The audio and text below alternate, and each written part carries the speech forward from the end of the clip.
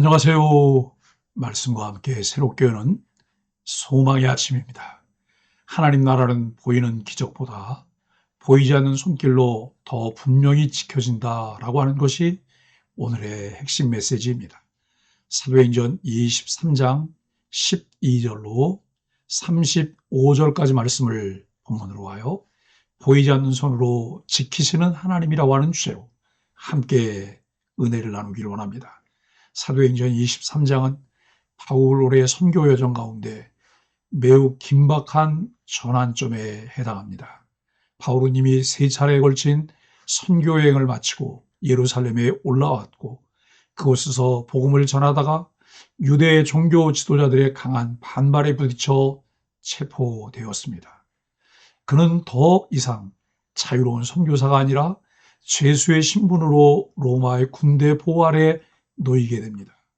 앞선 본문에서 바울은 공회 앞에 섰고 그 자리에서 극심한 분열과 소동이 일어났습니다. 바리새인과 사두개인의 신학적 충돌 속에서 바울은 간신히 군대에 의해 구출됩니다. 그날 밤 지치고 고립된 바울에게 주님께서 직접 나타나 이렇게 말씀하십니다. 담대하라. 내가 예루살렘에서 나의 일을 증언한 것 같이 로마에서도 증언하여야 하리라. 이 말씀은 단순한 위로가 아닙니다. 바울의 생명이 아직 하나님의 계획 안에 있음을 선포하는 약속이며 앞으로 그가 걸어가게 될 길이 우연이 아니라 섭리임을 밝히는 선언입니다. 그러나 주님의 약속 직후에 펼쳐지는 현실은 놀랍게도 더 어두워집니다. 오늘 본문은 담대하라는 약속 다음 날 아침에 벌어진 사건입니다. 하나님께서 약속하셨다고 해서 상황이 즉시 평온해지지는 않았습니다. 오히려 바울을 제거하려는 조직적이고 종교적인 살해 음모가 시작됩니다. 이 장면은 우리 신앙의 현실과 매우 닮아 있습니다. 말씀으로 위로를 받았지만 현실은 여전히 위협적일 때, 하나님의 뜻을 확신했지만 길은 더 험해 보일 때, 그때 하나님은 과연 어떻게 일하시는가? 사도행전 23장 12절로 35절은 그 질문에 대한 매우 실제적인 대답을 들려줍니다. 오늘 본문에서 하나님 나라는 어떻게 조용히 보호되고 확장되는가를 보여줍니다. 첫째, 하나님 나라는 인간의 가장 치밀한 음모보다 먼저 움직이십니다. 본문은 충격적인 결단으로 시작됩니다. 40여 명의 유대인들이 모여 맹세합니다. 바울을 죽이기 전에는 먹지도 마시지도 않겠다. 이들은 단순한 분노의 군중이 아닙니다. 종교적 열심으로 무장한 사람들입니다. 그들은 대제사장과 장로들에게 접근해 공예 소집을 요청하고 합법적인 절차를 가장한 살인 계획을 세웁니다. 인간의 눈으로 보면 바울은 완전히 고립된 존재입니다. 힘도 없고 지지 세력도 없으며 감옥에 갇힌 상태입니다. 그러나 성경은 이 음모를 자세히 기록하면서도 한 가지를 분명히 보여줍니다. 하나님의 약속은 인간의 계획보다 항상 먼저 작동한다는 사실입니다. 사람들은 바울을 제거하려 계획했지만 하나님은 이미 바울을 로마로 보내실 계획을 확정하셨습니다.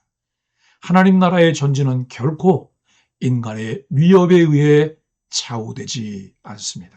둘째, 하나님은 가장 작고 예상 밖의 통로를 사용하십니다. 이제 이야기의 흐름은 예상치 못한 방향으로 바뀝니다.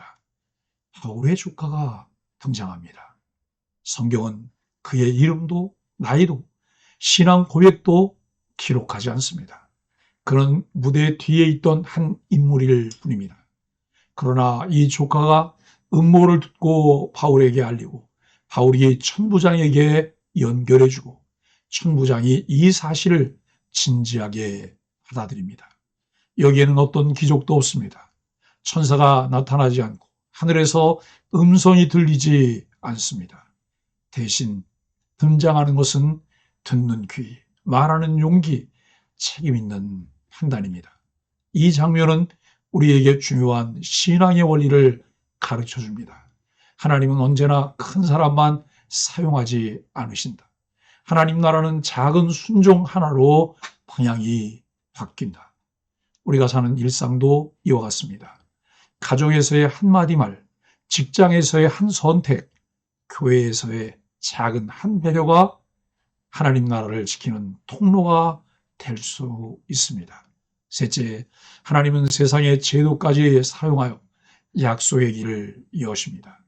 천부장은 즉각 행동합니다. 무려 보병 200명, 기병 70명, 창병 200명, 총 470명의 병력이 동원됩니다. 이것은 당시 로마 행정체계 안에서도 매우 이례적인 조치입니다. 로마 군대 공식 문서, 총독에게 보내는 보고서, 이 모든 것이 복음을 미워하지도 믿지도 않는 이방 제도입니다. 그러나 하나님은 그 제도마저 사용하여 바울을 보호하십니다. 바울은 감옥에서 풀려난 것이 아니라 더 안전한 감옥으로 옮겨진 것처럼 보입니다. 그러나 실상은 로마를 향한 하나님의 계획이 한 단계 전진된 것입니다. 하나님은 세상과 단절되어 일하시는 분이 아니라 세상 가운데서 그 질서를 사용하여 뜻을 이루시는 분입니다. 사랑하는 소망의 가족 여러분, 하나님은 언제나 어디서나 그의 뜻을 이루기 위해서 주권적으로 일하십니다. 우리가 보지 못할 때에도 하나님은 일하십니다. 이 본문은 우리에게 이렇게 말합니다. 하나님 나라는 위기 앞에서 멈추지 않는다. 하나님의 약속은 눈에 보이는 상황보다 깊다. 하나님의 손은 언제나 우리가 인식하는 것보다 먼저 움직인다. 우리는 종종 하나님은 지금 무엇을 하고 계신가라고 묻습니다. 그러나 사도행전 23장은 이렇게 대답합니다. 내가 보지 못할 뿐 나는 이미 일하고 있다. 그렇습니다. 믿음은 바라는 것들의 실상이요 보이지 않는 것들의 증거입니다. 우리가 고백하는 찬송가 노랫말처럼 지금도 살아계셔서 언제나 하시는 일, 나 같은 죄인 참 소망 주시도다. 아멘입니다. 우리 눈에 보이지 않지만 약속의 말씀대로 일하시는 하나님을 신뢰하는 믿음으로 살아가는 소망의 가족들이 되기를 예수 그리스도의 이름으로 간절히 축복합니다. 함께 말씀으로 드리는 소망의 아침 기도입니다. 주님, 보이지 않는 자리에서도 일하시는 주님의 섭리를 신뢰하게 하소서. 작은 순종을 가볍게 여기지 않고 하나님 나라의 통로로 귀히 여기게 하소서.